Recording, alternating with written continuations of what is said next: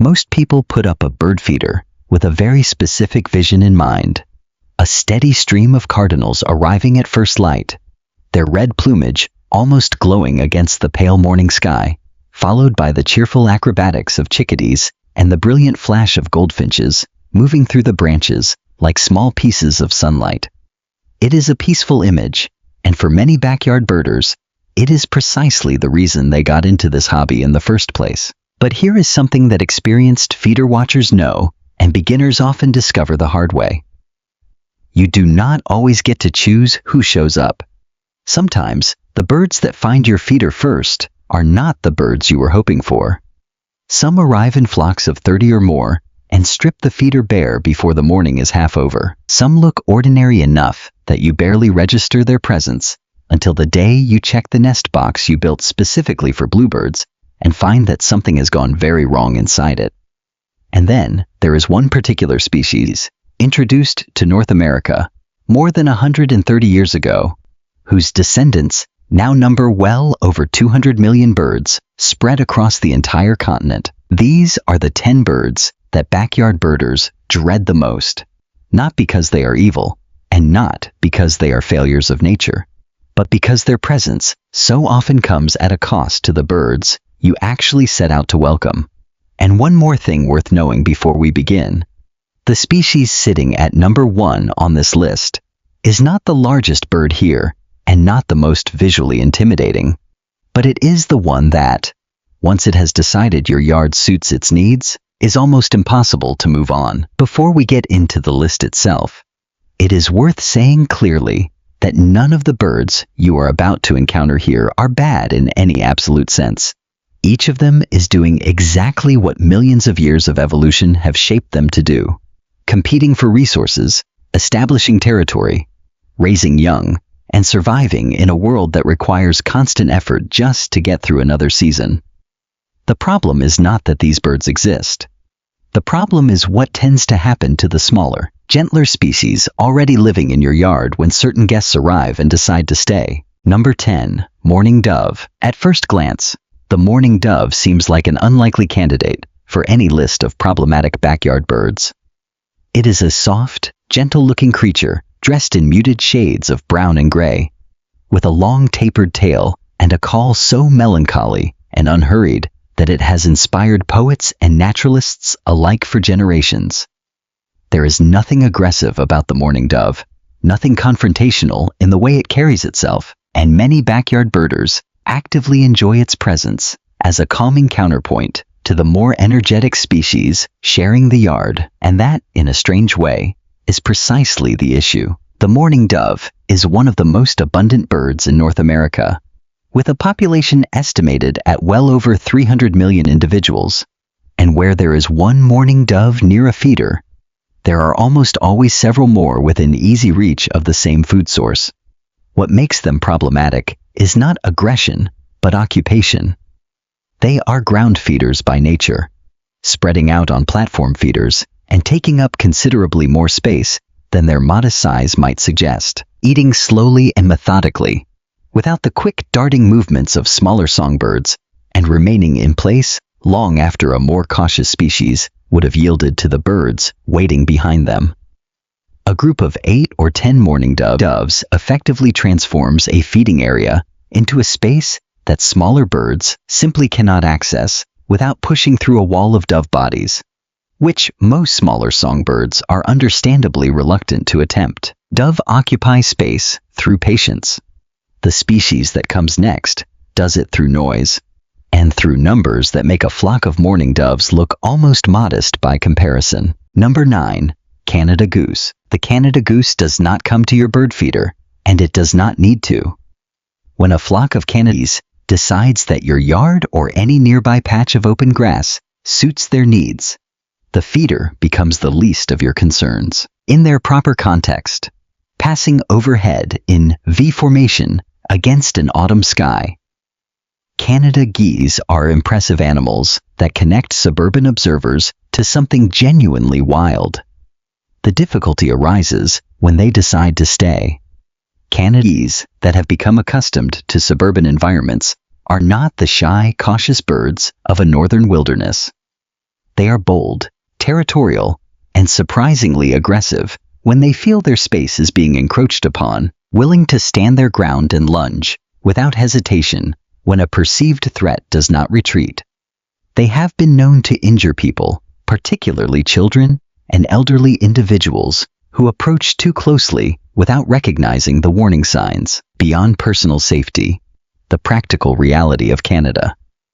Geese taking up residence in a yard is difficult to manage. A single adult can produce more than a pound of droppings per day, and a flock of even modest size can render a lawn or patio effectively unusable within days. Their presence also disrupts the behavior of virtually every other bird in the surrounding area. Smaller songbirds do not linger near a space occupied by Canada geese, and the noise and activity generated by even a small flock is enough to shift the entire character of a yard from a peaceful wildlife habitat to something considerably more chaotic. The goose needs an entire yard to make its point.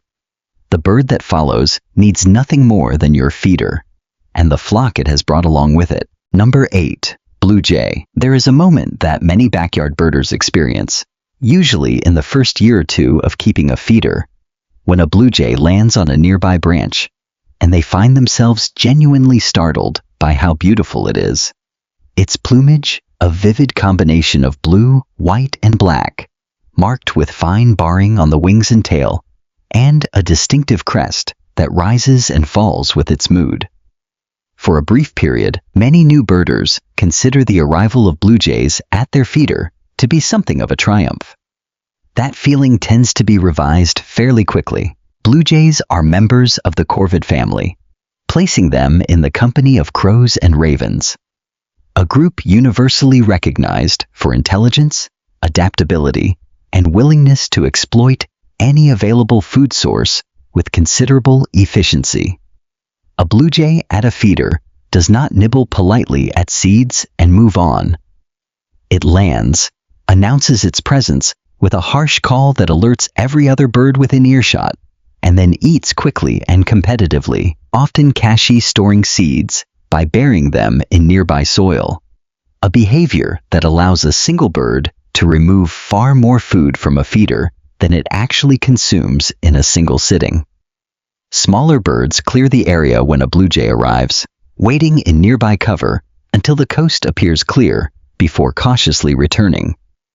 During nesting season, blue jays are also known to raid the nests of other songbirds, consuming eggs and nestlings with the same pragmatic efficiency they bring to the feeder. The blue jay is bold and beautiful and hard to ignore. The species that follows is less beautiful, equally bold, and arrives in numbers that make the disruption considerably harder to manage. Number 7. Red-winged blackbird. The red-winged blackbird is a bird of genuine contrasts. The male striking in the right context, jet black across most of his body with vivid patches of red and yellow on his wings, his liquid call across a marsh in early spring. One of those small sensory pleasures that makes the season feel like it has truly arrived. The difficulty with red-winged blackbirds at the feeder is less a matter of individual behavior than it is a matter of arithmetic. These are intensely social birds that move and feed in large groups, and during migration periods, those groups can reach numbers that are genuinely difficult to comprehend if you have not witnessed them firsthand. Flocks numbering in the thousands are not unusual, and even a fraction of such a group arriving at a suburban feeder is more than enough to create serious disruption. When red-winged blackbirds arrive in force, smaller and less assertive birds are pushed out. The seed supply is depleted far more rapidly than it would be under normal circumstances, and the general character of the feeding area shifts from a peaceful, diverse community to something closer to a competition with a clear winner already determined. The male's territorial behavior during breeding season adds another layer of complication. Red-winged blackbirds are among the most aggressively territorial nesters in North America, and a male who has established territory near a yard will dive bomb passing humans or pets without hesitation if he perceives them as a threat to a nearby nest. The blackbird arrives by season and eventually moves on. The next species does not operate on a seasonal schedule. It is present year-round, and its influence on the surrounding bird community works in ways that take longer to notice but are ultimately more difficult to undo. Number 6. Rock pigeon. The rock pigeon, or feral pigeon, as it is commonly known in urban and suburban contexts, has lived alongside human settlements for thousands of years and has spread to virtually every corner of the globe through human activity, making it perhaps the most universally recognized bird in the world. At the backyard feeder, it presents problems that are straightforward but persistent once established. Rock pigeons are large birds, significantly heavier than most songbirds, and they feed in a way well suited to dominating a feeding station.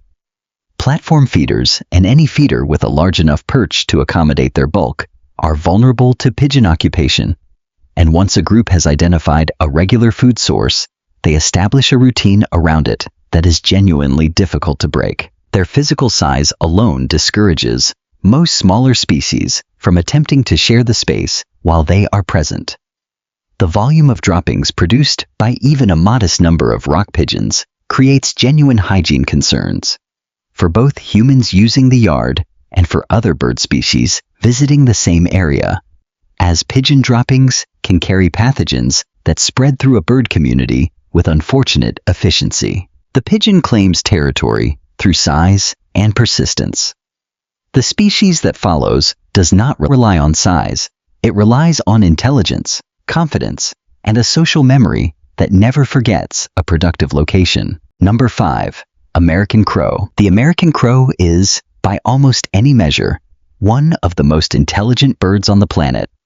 And this is not a casual observation or an anthropomorphic projection, but a conclusion supported by decades of scientific research documenting tool use, problem solving, long-term memory, and social learning in corvid species. Crows have been shown in controlled experiments to recognize individual human faces and to communicate that recognition socially to other members of their flock, meaning that a crow who has had a negative encounter with a particular person may pass that information on, resulting in other crows treating that individual with wariness, even without any direct interaction of their own. This intelligence makes the American crow fascinating to observe, and many backyard naturalists find their presence genuinely exciting. The difficulty arises when a flock decides that a particular yard offers reliable food resources worth defending over an extended period. Smaller songbirds are instinctively cautious around large corvids, and their activity levels around feeders and nesting areas often decrease noticeably when crows are consistently present. The crows do not need to be actively aggressive for their presence alone to reshape the behavior of the birds around them. In areas with established crow populations, nesting success rates for some smaller species can also be meaningfully affected, as crows are opportunistic predators known to take eggs and nestlings when circumstances allow. The crow changes a neighborhood indirectly through intelligence and persistent social pressure. If you have ever walked out to your yard on a quiet morning and found the feeder completely silent, no movement, no sound, no birds at all despite a full seed supply, what comes next on this list is very likely the explanation. Number 4. Common grackle. The common grackle is, in its own way, an impressive-looking bird with a long keel-shaped tail, a heavy bill, and plumage that shifts from jet black to iridescent bronze and purple depending on how the light catches it. The eyes a pale and piercing yellow that gives the bird an intensity of gaze rarely seen in smaller species. At the feeder, the common grackle does not need to be aggressive in an obvious or dramatic way to establish dominance. It simply arrives, often in the company of other grackles and various blackbird species, and its physical presence alone communicates to smaller birds that the dynamic of the space has changed. Most songbirds give way automatically when a grackle lands at or near the feeder, retreating to surrounding cover until the grackle has finished. And if it is accompanied by 10 or 15 others, that wait can can extend for a considerable time. What elevates the common grackle above mere inconvenience on this list is the documented evidence of more actively harmful behavior. Grackles have been recorded attacking smaller birds directly, and during breeding season, they have been known to destroy eggs and kill nestlings in the nests of other species. Behavior that, while not universal among individuals, is real and well documented enough to represent a genuine concern for backyard birders simultaneously supporting nesting songbirds in the same area. During migration, flocks of several hundred grackles moving through a yard can consume an extraordinary quantity of seed in a very short time, and the disruption to the existing feeder community tends to persist well beyond the flock's actual visit. The grackle overwhelms through presence and numbers. The species that follows does its damage through an entirely different mechanism, one that is quieter, less visible, and in some ways more unsettling once you understand what is actually happening. Number 2. European starling. In the autumn of 1890, a man named Eugene Schieffelin stood in Central Park in New York City and released 60 European starlings into the American sky. The story of why he did this has been told many times, and the most commonly repeated version holds that Schieffelin was a member of the American Acclimatization Society, a group with the stated aim of introducing to North America every bird species mentioned in the works of William Shakespeare, and the starling appears in a single line of Henry IV, Part 1, which was apparently sufficient justification for what followed. Those 60 birds thrived. They reproduced. Their offspring spread outward from New York, and the process continued with an efficiency that no one involved in the original release could possibly have anticipated. Today, more than 130 years after that autumn afternoon in Central Park, the North American population of European starlings is estimated at over 200 million birds, present in every state, in virtually every habitat type on the continent, making it one of the most consequential avian introductions in recorded history. At the feeder, standing alone in good light, a European starling is actually a rather beautiful bird. Its plumage, a deep glossy black, shot through with iridescent green and purple, speckled in winter with small white spots. But starlings almost never come alone. They are intensely social birds that move and feed in tight flocks, and when a flock finds a reliable food source, they converge on it with a speed and thoroughness that experienced feeder watchers find remarkable, even after years of observation. Using a feeding technique called open bill probing, starlings insert their bills into masses of seed and force them open, scattering food in all directions, meaning the effective impact of a starling flock on a seed supply is significantly greater than the amount the birds actually consume, a feeder that might sustain a diverse community of songbirds.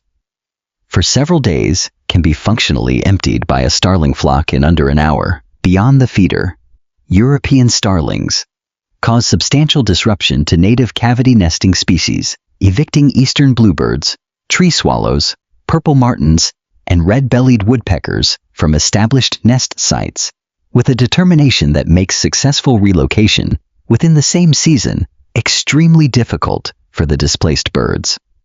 There is something uncomfortable about the European starling's success in North America, a recognition that the consequences of that afternoon in Central Park are still unfolding more than a century later, still working their way through ecosystems across an entire continent. The starling came from Europe and spread across a continent. The bird at the top of this list made the same journey, but arrived earlier, spread faster, and has become, in the eyes of most experienced backyard birders, the single most challenging species to manage once it has established itself in your yard. Number 1. House Sparrow. The house sparrow is not a dramatic bird. There is nothing in its appearance that would cause most people to stop and stare. It is small, modestly colored in browns and grays, with a thick, conical bill designed for cracking seeds, and a compact body that gives it an almost generic quality. It is so familiar and so thoroughly embedded in the fabric of everyday life in cities, towns, and suburbs that most people have long since stopped registering its presence consciously. You have almost certainly seen house sparrows today without having thought about them at all, and that is, in a very meaningful sense, exactly the problem. The house sparrow is not native to North America. It is a species of Old World origin, native to Europe, the Middle East, and large parts of Asia, and it has followed human settlement and agricultural activity around the globe with persistence and success that is genuinely extraordinary. Introduced to North America in the early 1850s, with releases recorded in New York, Boston, and several other eastern cities, it spread across the continent at a pace that reflected the efficiency of a species that had spent thousands of years of coevolution with human environments, learning exactly how to exploit the resources that human activity generates. By the early 20th century, the house sparrow was present coast to coast across the United States and Canada, one of the most abundant birds on the entire continent. At the bird feeder, the house sparrow is competitive in the way that many small birds are competitive, assertive, persistent, and not inclined to share space peacefully with species it perceives as rivals. They compensate for their modest size with a territorial aggression that is remarkably pronounced for a bird of their dimensions, and they tend to occur in numbers that amplify this effect considerably. A yard that has attracted a resident group of house sparrows will often see those sparrows actively displacing other species from the feeder, not just larger or more competitive species, but the smaller, gentler songbirds that the feeder was originally installed to serve. But the truly serious dimension of the house sparrow's impact goes well beyond feeder competition, and it is centered on the nest box, one of the most valuable pieces of infrastructure that a backyard birder can provide for native wildlife. The eastern bluebird experienced severe population declines through much of the 20th century, and the sustained pressure of house sparrow competition for nest sites was among the contributing factors. The North American Bluebird Society estimates that house sparrows destroy hundreds of thousands of native bird nests each year across the continent. What elevates the house sparrow above the European starling, for the top position on this list, is the nature of the aggression they direct toward other cavity nesting species. House sparrows do not simply outcompete native birds for nest sites by arriving first.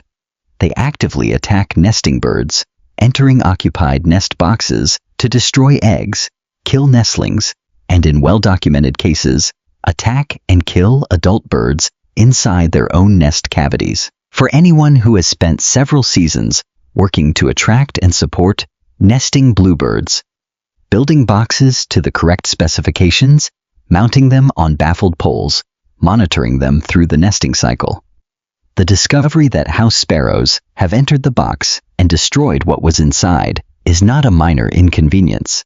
It is, in the words of more than a few experienced birders who have been through it, genuinely heartbreaking. And then there is the practical reality of what happens once house sparrows decide that your yard suits their needs. They have spent thousands of years learning to live alongside humans, and that accumulated experience makes them exceptionally resistant to the various methods that frustrated backyard birders have tried over the years to discourage them. Once they have settled in, moving them along requires a level of sustained, active effort that most people find both exhausting and humbling.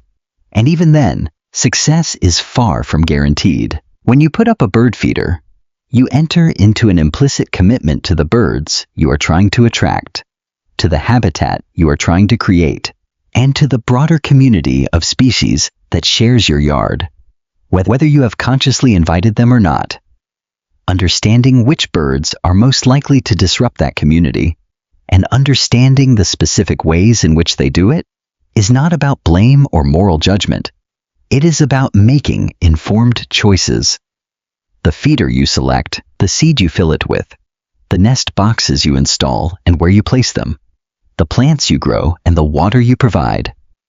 All of these decisions shape the kind of backyard wildlife habitat you are creating, and all of them are made better by knowing what you are working with and working around. One of the birds on this list has probably already visited your yard. Which one was it? And did the smaller birds come back afterward?